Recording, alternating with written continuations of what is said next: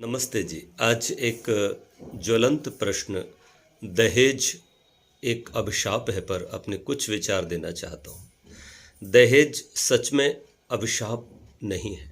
यदि ये अभिशाप होता तो वेदों में दहेज देने का प्रावधान है। वेद कहता है कि बेटी का पिता, भाई आदि अपनी बेटी को, अपनी बहन को अपनी शक्ति और सामर्थ्य के अनुसार बहुमूल्य रत्न और नाना प्रकार के सामान अपनी बेटी को दें।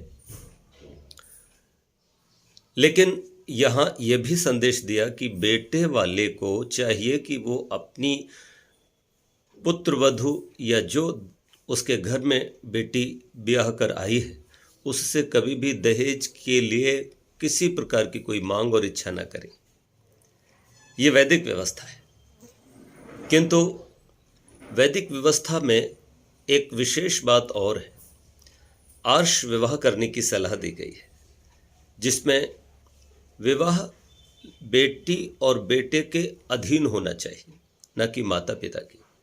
ये जो वर्तमान में दहेज एक अभिशाप के रूप में, ज्वलंत समस्या के रूप में खड़ा हुआ है, इसके पीछे वैदिक विचारधारा की तिलांजलि है। यदि गुण कर्म स्वभाव मिला करके बेटी के और बेटे के अधीन विवाह करने की फिर से परंपरा शुरू हो जाए तो दहेज का प्रश्न ही नहीं उठेगा। मनचाहे विवाह होंगे। जाति बंधन, संप्रदाय बंधन, इन तमाम बंधनों से रहित जब विवाह होंगे तो फिर दहेज का प्रश्न उठेगा ही नहीं। माता पिता अपनी बेटी को अच्छे से पढ़ाएं, लेकिन अपनी बेटी के गुण कर्म स्वभाव मिलाकर के विवाह करें। जाति से हटकर करें, कुरी से हटकर करें तो ये समस्या नहीं आने वाली। लेकिन पिता अपने अहंकार की पूर्ति करता है, अपनी बेटी का विवाह वहाँ करता है जहाँ उसको ठीक लगता है, जहाँ उसको सही लगता है। वो गुण कर्म स्वभाव नहीं मिलाता। गुरुकुल में पढ़ा लेगा बेटियों को, लेकिन विवाह करेगा वहीं जहाँ उसकी अपनी कुरी जाति है। अब उस कुरी और जाति में यदि उसकी बेटी के गुण कर्म स्वभाव के अनुसार उसको जीवन साथी नहीं मिलता, तब वो क्या करेगा? वो चाहे जो भी हो जाए पर अपनी ही कुरी और जाति में अपनी बेटी का विवाह करेगा। इसी तरह से बेटे वाला भी अपनी जाति और कुरी को ही देखते हैं। इसके साथ ही एक बहुत बड़ी और जो बात है वो ये कि बेटी वाला हमेशा ये चाहता है कि उसकी जो बेटी है वो सरकारी जॉब करने वाले किसी अफसर से, किसी कर्मचारी से ब्याही जाए, यानी कुछ उच्च पद पर जो हो उसको ब्याही जाए।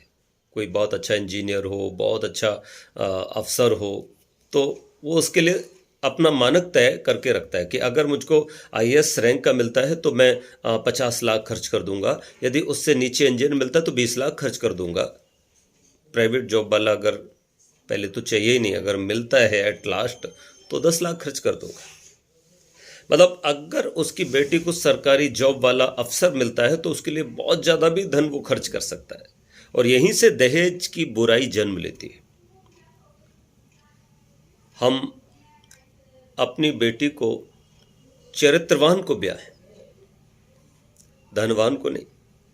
क्योंकि हर बेटी ये चाहती है कि उसका विवाह सदाचारी से हो, चरित्रवान से हो।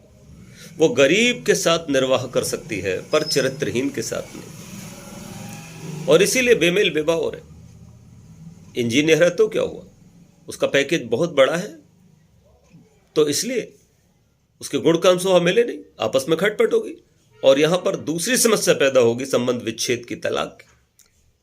तो ये तलाक भी होने लगते हैं। इसलिए वैदिक व्यवस्था को अपनाएं, गुण कर्म स्वभाव मिलाकर के विवाह करें। अपनी बेटी को किसी गरीब के, चरित्रवान हो पर वो पुरुषार्थी हो, ब्याह देंगे तो दहेज की समस्या नहीं आएगी। बेटी की